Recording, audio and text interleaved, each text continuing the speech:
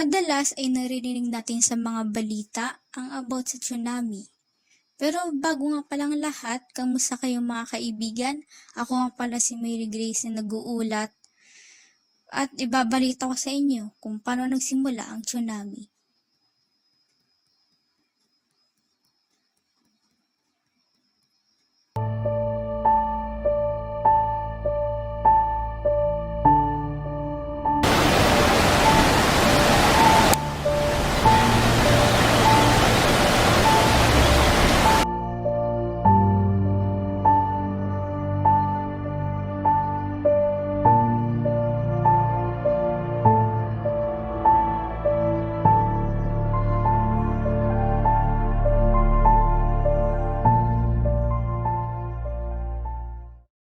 Ngunit paano nga pala nagsisimula ang tsunami?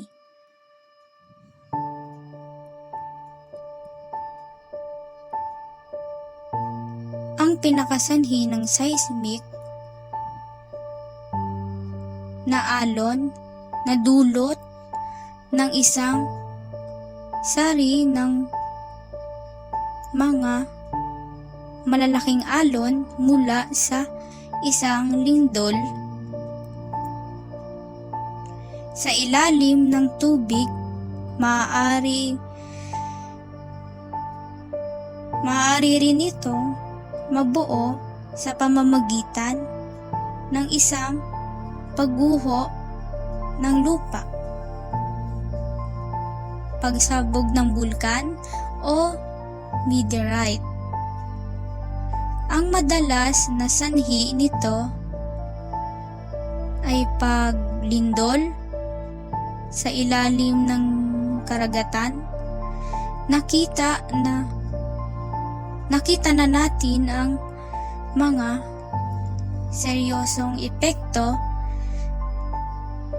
at pinsala na maaring mangyari kapag nangyari ang isang tsunami. Bagaman hindi lahat ng tsunami ay nauuwi sa sanhi ng pinsala, lahat sila ay potensyal na panganib.